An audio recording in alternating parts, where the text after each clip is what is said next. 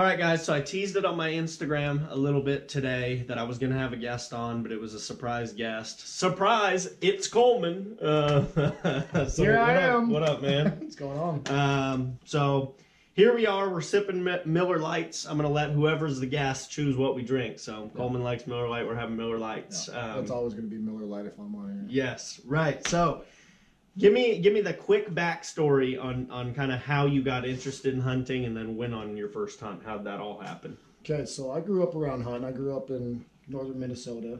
I grew up on a farm there. So my dad always hunted. My oldest brother, he hunted. I remember being little, seeing deer hanging out in the shed, you know. So it's always been on my mind. We moved from Minnesota to Ramona, California in 2000. And started 7th grade out here, went through high school. Well, you know, being a single mother, she didn't mind hunting, but she wasn't a hunting type. She'd prepare the meat and all that, but she wasn't getting out there hunting. So obviously, she ain't gonna take me out hunting. She ain't gonna buy me a bow. She ain't gonna buy me a gun, you know. So there was just a big void for a long time, up until probably about 5 years ago when you know, me and my dad. Actually, no, it might have been longer than that. I don't know. We rekindled our relationship, and I told him, I said, I've always wanted to hunt, just never went. Didn't really know what to do, where to start. So yeah, we went hunting. He took me out on like an exotic hunt for Corsican rams, and that was my very first hunt. It was cool. It was successful. It was with a rifle. Sweet. Looking back now, that's like a very, very easy hunt. Like anybody could go do it. Which what is it's still fun. Is it like a ranch or it's on a ranch? So it's on like a 5,000 acre ranch. We still had to go look for them and stuff like that. Yeah, but I mean, heck, it's still good to get your feet wet, and for sure, you probably learn how to process the animal some, and you know. So yeah, I mean, good education for sure. Yeah. You know, and now here we are. Whatever. I remember we bumped into each other at the gym in like 2014, 15, somewhere in there, and. You know, since then, I mean, you've harvested a lot. You got 2 javelina, you got 2 deer, good buck this year, close calls. You know, what out of all those hunts, do any of them like really, like you're really pumped on one individual hunt? Yeah. So this last year I went back to our farm, Minnesota. Yeah. Got to hunt some land that my brother, one of his friends, and the guy that he works for, got to hunt there, and I got to harvest my first whitetail buck. Nice buck. Nice 8-point. Yeah. Really nice buck.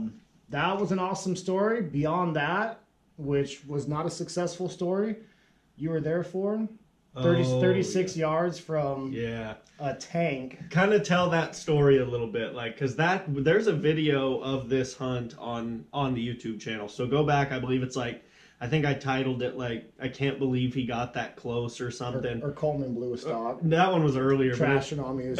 No, you know, I'm working on my clickbait. So I think it's called, I can't believe he got that close. So anyway, if you want to watch it, go watch that video. But tell me what that was like, because that was a pretty cool, I mean, for me to just watch it was cool. Other than the fact I was sitting in the sun, it was 98 degrees, I'm just burning up for 4 hours.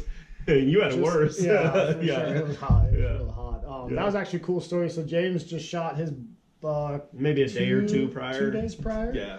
Something like that. So there's only like 3 he was going after. We glassed that same buck up, almost in the same spot, like 3 days prior. So it was like right before he shot. Actually, it was the morning of that he shot his buck, that you shot your buck. It was that same morning of we glassed up, you know, that buck, and he just went over the ridge, and that was it. We're like, well, it was cool seeing him, you know. Got a good picture of him. Yeah. And massive buck too. It was a 4x3, but just like so big. For sure, Mass, height, width, everything. Yeah. His body too. Remember how big his body was? Oh yeah, he was that massive. Dude was like a Clydesdale. For sure. Yeah. So James already shot his buck. He tried to get me on one. I had a couple opportunities. And I went on a lot of stalks. Yeah, dude, such a good hunt for experience. And at that point, you know, I was going after such a big buck, or I was going after bigger bucks, like real nice bucks. And, you know, he even said, he's like, hey, I already filled my tag, so you just have nothing but multiple. Tons of opportunity, you know. Now, every buck we see, just, you know. So and that was the thing, too. Like, when we went on this trip, I told him, I was like, look, in reality, I'm only going to shoot, like, a certain level of buck on this trip. So you can literally stalk every other buck we see. So this guy, you know, he had a lot of stalking opportunities. So, I mean, excellent for learning. I went on, I don't think I think he went on like 9 stalks. Yeah, and I think there was one stalk that I passed up just because it was getting late. I said, you know what, I think we're just going to hold back. Yeah. Go at it again in the morning. But yeah, 9 stalks and... Beautiful. And you got a shot off. One for shot. Sure, yeah. Yep. And buck ducked. I think your shot was money, but... Yeah, that's what I thought too. He was gone. You know, so anyways, we glass up that buck again. We saw him like 3 days in a row almost, like in the same spot, and he kind of would do the same thing. Finally we see him. Routine. Yeah, so how did the stalk go? Obviously it was very hot, you know, 95, 97 degrees. So I took off, I got up on this trail. Actually, this little road, just started walking that, got up to the top, and then while I was up there, I didn't really have good. We kind of had patchy service. Yeah. And, you know, James going, hey, he's over by this juniper. So I got up, I crested the top, and I got next to, you know, good rock grouping. I said, hey, I'm kind of, you know, I'm out of the way right now. I'm about to go in, but I don't know where he's at. And, you know, he's right at that juniper right there. And he's sending me, he's screenshotting pictures on his phone. Yeah. And taking like the red marker and marking it like, hey, this is where he is. This is where you are. And see, that's one thing too. Like, if you guys haven't really hunted much, we're just texting, so it's not like we're on radios and like anything like that. It's just text every once in a while, and it's hard because like you could see something through the binos, and you're like, okay, it looks very clear, but then you change your angle, and it looks way different. For sure, so that's why, I would take a picture through the binos, and I would circle where Nick was and then the tree where the deer was, so that way he would you know, head to the right spot. For sure, you know. Yeah, and I saw that first juniper and I was like, oh, that's the one he's at. I'm like, that's not, you know, that's pretty close. And you're like, no, he's not at that one. Yeah. He's at the one right below it. Well, where I was, I couldn't even see that.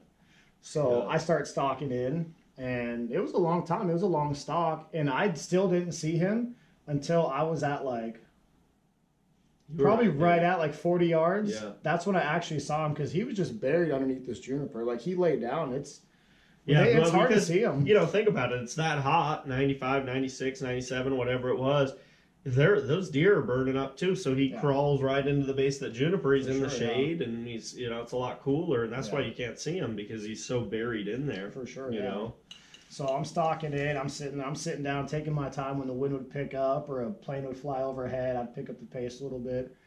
Well, I got to like 50 yards, and James was like, if you can get to 40, try to get to 40, which I would much rather have got to 40 anyway. So then all of a sudden I'm in on 40 yards, and I'm going, oh crap, like I'm right on him right now, you know, and I can see him sitting there scratching his back, you know, with his antlers. So I'm sitting there thinking, I had good windows, but I wanted to go just like, I wanted to get to 30 yards. Yeah, so that was my goal, and I got to like 36 yards, and as I got to 36 yards, I was in a spot where I was covered, but I had no shooting lanes. I was trying to get to that one spot right at, you know, probably between 30, 32 yards, something like that, trying to get to that one spot where, you know, I probably could have shot him right where he was laying.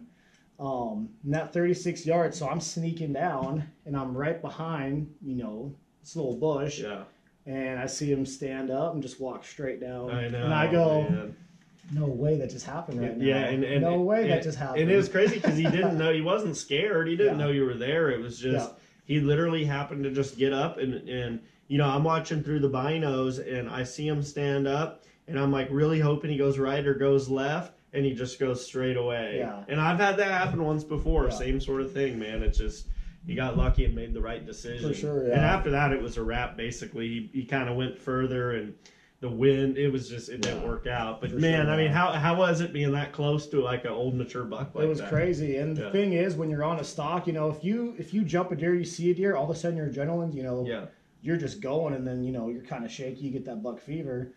I wasn't even like, in my honest opinion, I think most of the hard work was done. Yeah. All I had to do was just sink a shot in there. Between 30 and 40 yards, I'm very comfortable doing that. Yep. So I wasn't even like, when I was in on him, scratching his back, I wasn't like shaking. I was so calm because my hands are burning. I'm burning up. I'm like, I just need to get this thing done with. So I wasn't, you know, going to try and mess up that shot. I'm so, as this is all happening, this is like, I'm not, I mean, from when we saw the deer to when it kind of ended, I bet it was 4 or 5 hours of time. Like, that's what people don't understand. This takes a long time to get in a position. Yeah. So I'm watching, and I'm like burning up, but I'm like doing my best to tuck right against trees and get a little bit of shade. And I'm looking at you through my binos, just sitting in the broad sunlight on the side of the hill. Yeah. And I'm like, this dude must be big boulder dying in the mountain. Yeah. And when we stalk, you know, we don't bring anything with us. So you have no water, no snacks, nothing. I left all that and I'm like, dude, this guy's got to be dying right now, you know. But I mean, yeah, that was awesome. And then, so I think it was 3 years ago, we went on our first, you came on your first javelina hunt with me and my dad. Yeah. So when you stalked in, and then you did the year following as well. Yeah. So hunting with like my dad and I, was there anything that like you really picked up from hunting with us that maybe you hadn't thought of before? Like the pace was slower or just the way things were? No. Like what was something that stood out as different? I guess first thing that would stand out was make sure you turn your radio off or on really quiet. Yeah. And I was saying that because I remember that about Ted when we got to the top and his radio's going wait, going off. And I was like, he's like, oh shoot, that's not good. Yeah. No, I'm just kidding, Ted. But no, honestly, that first stalk that I went on, so Ted, James, and one of our other buddies went in on stalk. And then me and Ted were going in. Ted said, I'm going to hang back and I'm just going to watch. So me and Ted had radios, so we were talking back and forth. And I'm going really, I didn't know anything about stalking. You know, that was my first stalk. Yeah. And that's actually a funny story how that ends up. We'll Yeah. get to that in a little bit. Yeah. So I'm going in, Ted's saying, hey, you can pick up the pace, you know, like it's windy. They're pretty far from you. Like you can gain some time right now. So I said, okay. Well, I'm still trying to be sneaky, but I'm picking up the pace. And he goes, hey, you might want to slow down a little bit now. So it's like I didn't realize that yo-yo, like when, exactly. when to go fast, when to go exactly, slow. Yeah. So that was cool having Ted, you know, in my ear. Yeah. That first stalk saying, hey, this, you know, that, pick it up, Yep. slow it down. Yep. You know, take cover for a little bit, you know. Yeah. No, I think that's like the pace is always interesting because I remember when we were in Arizona too, deer hunting, I remember I would tell you sometimes like you would get back and I'd be like, hey, I think for the first 2/3 you could have gone a lot faster, and then in the last third like shut it down to almost zero speed. For sure, yeah. And I think that sort of like knowing when to go fast or when to go slow, it just comes with time. And I think your second javelina hunt, you know, it was way better. Like I think you like got it more, and especially after that deer hunt. I mean, heck, you go hunt a javelina now, you'll be dialed in. For sure, yeah. You know. Yeah. So that's cool because I remember Chris, one of our other buddies that went with us, he told me like he was just blown away by, because he stalked with my dad in on some. He said like I couldn't believe how slow we were going. Yeah. Like I knew you were supposed to go slow, but I didn't know it was to that level of slow. Yeah. And then he said he went hunting this year. That's on javelina too. On javelina, yeah. Thinking about deer who can way smarter, you know. See a little bit better too. Oh yeah. So then this year Chris went javelina hunting with some of his other buddies. And he said, you guys got to slow way down. They did a couple stalks or whatever. And his buddy said, I am going slow. And Chris said, you got to go, whatever you think slow, go like 10 times slower than that. Sure, yeah. And I was like, it's, you know. Watch that next step. You know, when you're taking that next step out. Yep. See which rock you're going to land on. Totally. Or go between the rocks where you're going to hit, you know, maybe a little bit of pebbles and some dirt. So that's one thing I learned a lot. Bow hunting's really hard in general. Yeah. You know, like my first 2 kills were rifle, you know, cow elk, and then, you know, that exotic hunt. And then I got into bows, you know, started talking to you. And then other friends were getting into the whole bow thing at the same time too. So I was like, I'll try it out. But yeah, that's the whole thing is you just like, there's a lot of work that goes into it. You got to go slow. You got to plan. Everything has to be planned out. Yeah.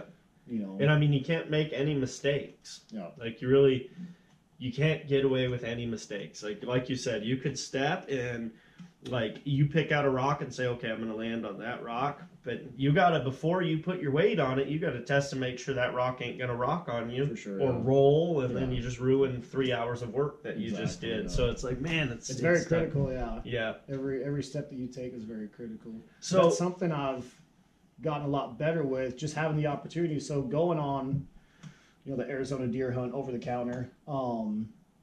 I got close. I had a shot at 40 yards, Yeah. and it was on a small buck, a Yeah. little fork, and the body's not that big on it. Yep. But I put 40 on it, and I swore I was gonna smoke that thing, Yeah. and that thing went Yeah, we have the footage. Your arrow's like right where it should be, but Yeah. the deer's gone. for sure. He yeah, ducked so- about 2 feet, So, yeah, I mean, that is such.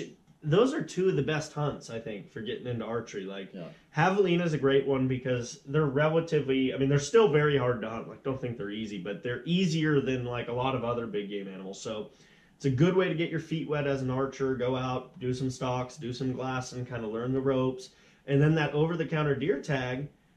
Heck, I mean, so you see bucks every day For sure, if you're yeah. in a good spot. Yeah. So that doing stock after stock after stock and probably blowing a lot of them, you're still every single time learning something. Yep. And you come out of a trip like that like miles better than you came in. Oh, I did too. Yeah. It was night and day.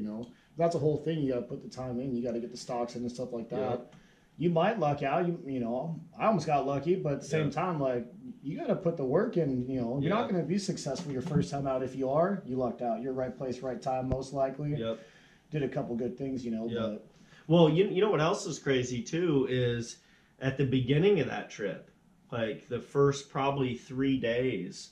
I don't know if you remember, but I was glassing up like probably 95% of the deer, like seeing almost all of them. And I'd say, here's deer. And then, but towards the end, we were a lot closer to 50-50. Like you got a lot better just at glassing in that For trip. sure, Remember? yeah. Like that. So it just goes to show spending time behind the glasses, spending time behind the bow, spending time on the ground stalking, like all that stuff. Like anything, you just got to you got to put practice. the time in. Yeah, You know, it's like your job. If you want to be good at your job, you got to put the time in. Yep. You got to put the work in. You Yep. got to practice. So Yeah, man, that is so true. And then now that you're into bows, I know like some guys are different. Like some guys are like, now that I'm into bows, I really just don't have interest in rifle hunting. Yeah. Do you still want to go on rifle hunts, or are you like pretty sold on I archery? still would. I think Yeah. if it was something I drew out of state, Mm-hmm. or if I had the chance, even in state, like I just moved to southern Utah, if I had the chance to go out on a rifle hunt, I would probably take Of course, it for sure. yeah. So Yeah, I'm trying I- to put meat in the freezer, and that's the best way to do it. That really like have done bow hunting, or been doing bow hunting. If you can get within 80 yards of a deer, think about the rifle. Oh yeah. 0 to 300 is a chip shot. Yeah. So I mean, if you can get 200 to a nice buck, you probably take it down pretty quick. dude, think about it. I mean, all those stalks you did, you have got to within 50 yards, let's say, of a lot of deer and javelina and stuff now. Like, you know how to do it. Now you put a rifle in your hand, you're like, this is a piece of cake. For sure. You just apply those same principles Yeah. to rifle hunting, you're going to be super successful. So even if you don't really want to be a full-blown archer, it's still probably good to do a couple years of archery, and then when you go back to rifle, you're going to be way better. For sure, yeah. And that's one of those things I think if I do draw a rifle tag, cool. If not, it's so easy to get archery tags. Yeah, exactly, exactly. And it's fun because you're out there, you're putting the work in. So Of course. It's funny because I was just having this conversation with somebody the other day, and I was saying that the last time I did a rifle hunt was 2013, so it's been a while, and the last one before that was 2006, so it's like very seldom do I rifle hunt. But when I do, it's funny, or my dad, because we both still hunt like archers. Like, Yeah. I shot my buck in 2013 at like 80 yards. yeah, But I took my shoes off, stalked in with my socks, for sure. no pack, everything's the same. Yeah, I just have a gun in my hand. Yeah. It's Yeah. like, it teaches you how to be a really good hunter For sure, if you yeah. can bow hunt, Yeah, I agree. And that really is like the most, unless you're hunting with a spear, you can't really get more personal Yeah. than with a bow, you know what I'm saying? Shout out to all the spear hunters. Yeah. Okay, so you started hunting 5 years, 2012, 13, Yeah. something like that. So 7 years maybe since you first kind of got your feet wet. Obviously, you're not a new hunter anymore. What advice, but you're not too far away from being a new hunter. So sure. what advice would you give somebody who's maybe watching this video and no one in their family hunts, they've never hunted, and they watch these videos to get some nuggets? Like, For what, sure, what are yeah. some things that helped you That's or all- have helped you in the beginning? That's actually something I thought about too. Because like I said, I never really had anybody like, hey, you want to go hunting, anything like that. So I would say if you want to do it, go online, do your research, or talk to your local Fish and Game or DNR, wherever it is that you live, and just YouTube's very actually helpful. Tons of stuff. If you want to get into hunting, just do it. Like we didn't. I mean, I guess we had that 7-8 years ago. Whatever. Yeah. Or even when I was younger, like you still kind of had. You had the internet. You had ways to go about hunting getting into it. DVDs. Yeah, but it's just I just never really did it. I guess nowadays there's so much more information available now. For sure. Yeah. I'd say just do it. Put the work in. Don't get discouraged because it is going to be hard. If you think you're going to be successful right off the bat, oh man! I was, but that was an exotic hunt. Yeah. It was cool. I don't really kind of count that. I mean, it was still cool. Good experience. I learned everything, processing. I learned all that. That's funny. So that was cool, but don't. If you do harvest an animal, hey, that just totally boosts. Especially your if it's on public land or whatever. There's one thing to go to a ranch or go to a farm and sit on whatever and have deer are going to come in. But it's funny you say that because I've had 2 buddies recently get into hunting. Both of them got into archery hunting. They've never hunted anything. They're like, "Oh, I'm going to bow hunt," and both of them said. I know I'm going to be successful. Before they went, they go, I know I'm going to be successful. I know the type of person I am. I'm going to put in the work. I'll for sure be successful. Both of them, of course, didn't punch a single tag. Sure, didn't even get close to an opportunity. Yeah. It was funny because I asked them both after. I said, "What are your how was hunting? What was your experience?" They both said, "It's hard. It's way harder than I thought it would be." And that was your local and out of state, both these guys. But it's funny because I asked are you over it or and they're like, heck no. The fact I wasn't successful and now I understand how hard it is. If anything, I want to get my boots on even more and go. Yeah. And I don't even care that much if I'm successful. I just want to be out and try to be better and eventually be successful. For sure, yeah. That's always the goal, is to be successful. Yeah. But it's all. I mean, if you're not successful, I've hunted probably 4 seasons now here in San Diego. Yep. I still haven't shot a local deer. Yeah. So, and I just moved to St. George. Yep. So, I mean, yep. I'm probably not going to hunt here again. I'll be hunting up there in Utah. Yep. If I do hunt California, I mean, it'd probably be Northern California, but still, I probably won't hunt California too much. Arizona's right there. I'll probably do that. But I worked my ass off. And I would sit out in that blind for 10 hours. Yeah, the whole weekend. If I had a 3-day weekend, I was sitting out there the whole time. And you had see a deer. Close opportunities for sure. Yeah, I did. But some days you do them dusk to dawn sits, you don't see a single deer. Yeah, for sure. And guess what? You get back out there and do it again. Yeah, local hunting. If you are in the area, San Diego County, Ramona, I'd say Southern California. If you're just getting into hunting, be patient. Oh man, because it's the hardest place to hunt. If you could be successful in SoCal, on a regular basis, and then go out of state, you're going to be an excellent hunter, most likely. It does make you a better hunter. It's just like if you're a endurance biker and you bike at 10,000 feet elevation. Yeah. Now it's going to be a lot easier when you go to 2,000 feet. It's kind of the same thing. I mean, you're going from the hardest elements to places that are target rich. For sure, yeah. Out here, it's not uncommon, man. You'll hike your butt off to the top of peaks, glass for hours, and you might have a day where you see nothing. Yeah. It's just how it is here. Arizona, guarantee you'll see 15 deer a day on a bad day. For sure. If you're in a good area. Yeah.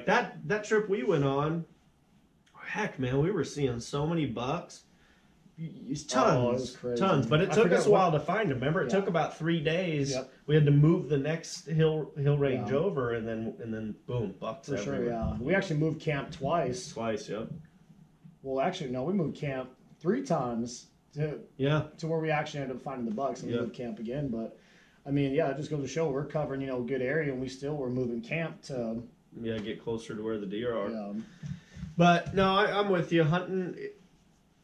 I think it's like you said, you just can't get discouraged. You got to get out there, realize you're probably going to fail for maybe a few years. Yeah. But heck, I mean, once you get in that shooting range, it's most of the time you're going to come back for more. For sure. Absolutely. Because hunting is it's awesome.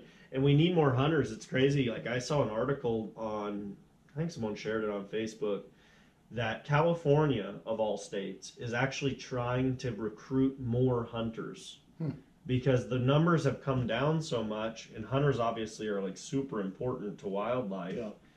And I just think that's interesting because because of YouTube and Instagram, Yeah. it seems like there's more hunters. Numbers have been steadily declining. Yeah. So And we need people getting out there. So For you sure. new guys, don't be afraid to get out there. Absolutely, yeah. And if you are new and you go out, don't get, like we talked about, don't get discouraged, because a lot of people go out, you know, the first couple times and then go, this sucks. This is impossible. Yeah, I'm seeing deer, but they're way over there. I can't get to them, you know, whatever it's like. And you don't know how to play the wind or anything, so you walk Yeah. over there and they blow out 500 yards away. Yeah, and you're for like, dude, sure. this is, Yeah. It just takes trial and error, man. Yeah. Trial and error. And Yeah. so, I think it was 2 years ago, you got a javelina by yourself, you know? And to me, that's pretty cool. Like, when you can go out on your own Yeah.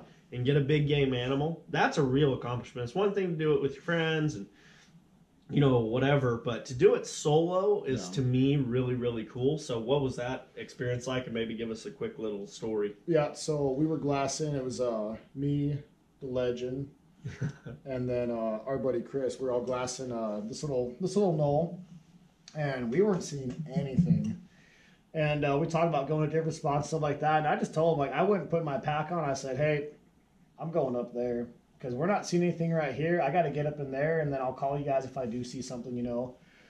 And so I hike up in there, and you couldn't see that spot from where we're glassing. You Yeah, couldn't see up exactly. in there. It's kind of hidden. It's like a there's like the glassing point you can see really well, but there's this one finger that's like kind of blocked, and it's big. It's a lot of area. So, It's a lot of area, you know, it yeah. makes sense to go look up there. For sure, yeah. So I got up in there, and I'm sitting there glassing the backside.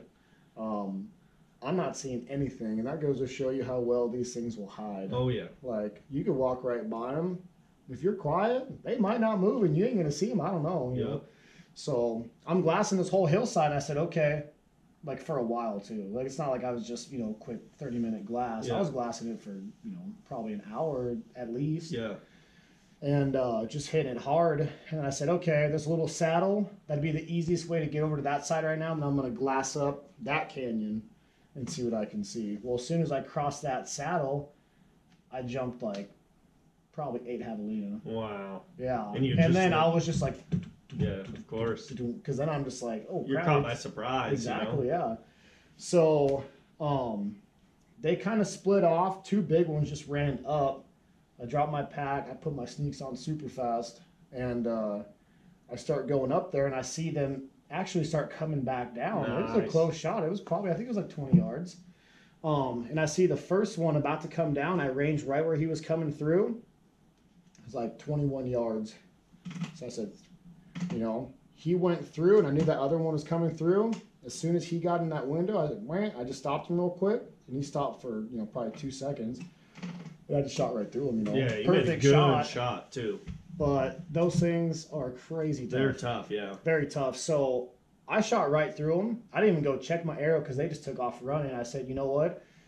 Because you really can't see, like, on those hillsides, there's so many, like, little ridges and stuff like that. So they just took off, like, the whole pack. And I was like, I'm just going to stay on them, you know. So I'm like, I'm kind of like, I mean, I'm pretty far behind them, so I'm probably like 80 yards behind them, but I'm like running over rocks, stuff like that, just trying to keep eyes on them so I can see, you know, which one was the one that I hit, because I know I smoked them. And I was just waiting to see one kind of, you know, falling over or whatever. Well, I keep walking up, and then I start seeing blood, and then I get on that blood, and then he's like right behind this bush, and he's like fine. He's sitting there, he's like, you know, breathing hard, but he looked fine. So probably 12 feet from him, I shot him again, another perfect shot, but this time it went in and then hit his back shoulder, and then he turned around and started clacking at me, and I was like, crap, I gotta sink another shot in this guy right now. So yeah, it took me like 4 shots, and then finally, man, and they were, like I said, excellent shots right through the boiler room, you know, but they are very, very tough animals. Yeah. And then I texted, I either called or texted Ted, and I said, hey, I still know where they're at if you guys want to come up. And he's like, I think it was already like 2 or 3, something like that. And he said, no, just come on down. Nice. So that's awesome. Yeah, that was a pretty cool story. So yeah, I was just out there solo, and I wanted to go check that area out, and ended up at there right there. So that year, you remember, so before that happened, me, you, Matt, my dad, and Chris, all of us, stalked in on a group of javelina. Oh, yeah. And, like, I mean, when we're like, Matt only had, like, 2 days to hunt. He's a brand new hunter. So we're all standing there, and, like, my goal is to get Matt a javelina. And then there was a lot of them. There was, like, a group of, like, 15. So usually when you shoot one, more shot opportunities open up. They go into openings or whatever. So we're standing there, and Matt and I have this javelina at like 18 yards, and I'm just patiently waiting for this thing to come in and shoot in window for him. And I'm telling everybody, I'm turning, looking at the rest of the group, and I'm like, everyone, I was like right next to you. Yeah, you were like 20 yards. I was like 20 yards 30 away, yards, and then Ted and Connie. Ted and Chris were like another 30 yards. We had like a line. We did, and all of us were like within 20 or 30 yards of a javelina. For sure, yeah. And everyone had shots, but we're just waiting for Matt to let it blow up. And we had good communication. Right, did, so you knew what was going on. Matt knew what was going on. I knew what was going on. I think Chris did. My dad must have missed the memo, so he's creeping in. Oh, that is hilarious. And Matt, finally, this javelina like is about to come in a little shooting window. He goes to draw, and we all hear ding, ding, ding, ding, ding. Because what happened was he went to pull back, and his arrow popped off the string and went about 5 feet and just clacked on the dirt. And we're all like, no. James like, what? And then he looks over at me, and I go, yeah. And so surprisingly, the whole group stayed. And then my dad, launches a shot. You know, we were waiting for that. Yeah. And then it was chaos, of course. We were waiting for that clink, clink, clink. Yeah. But it was a clink, and they stayed, so that was cool. Yeah. But that's actually a funny story because, you know, like James was saying, him and Matt were probably 20 yards, you know. We're the highest up the hill, yeah. And he keeps looking because I'm on a javelina, and I got one at like 30 yards. Yeah.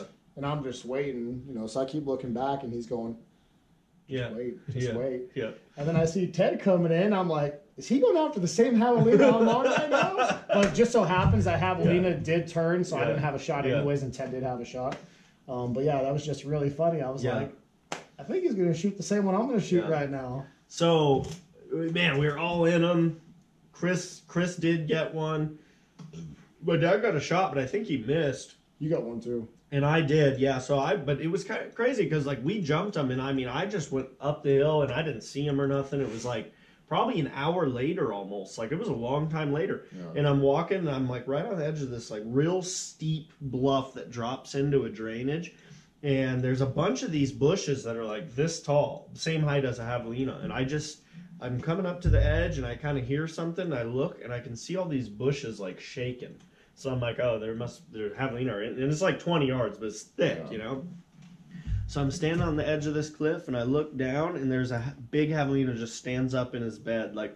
So I go to range him, and it was so steep that my rangefinder kept hitting brush. Yeah. So I said, you know what, it's so steep and pretty close, I'm going to top pin, just let it fly. So I drew back, literally stood on my tiptoes to get clearance, let the arrow go and got him. But it was cool because it was so much later. Like, the gig was up. And somehow, goes to show, stay persistent. And then Matt actually got a shot in the same group. One went up the other side, and then he got a shot at like about 40 yards and missed. So it goes to show, especially with javelina, all animals are different. But if you blow them once, not too bad, a lot of times you can just get back on them. For sure, yeah. If you kind of watch them, just like you did when you got that one solo, like you could have got on them again. For sure, yeah. And even like the first time we went javelina hunting, like James and Tim could see from up the hill. Yeah. And Tim goes, I don't know if Nick knows how close he is, because I couldn't see those two. That real big one, there's like two javelina just right in this little drainage. He goes, I don't think Nick can see him. Yeah. You know, which I couldn't see him. And then it wasn't until I was like 10 feet from him, I'm sneaking in. And that's close, and all of a sudden, but they still didn't know because the wind was good. So, you know, they heard me. And I was, you know, that being that close. The one just ran right behind a bush, but then they're sitting there. They couldn't make out what I was, you know. Yeah. They were just sitting there because my wind was good. So they were sitting there like, what the hell is going on right now? And I ended up shooting that one. Man. So my dad was with me. We were both here. This was years ago, we stocked it on this group of javelina. It was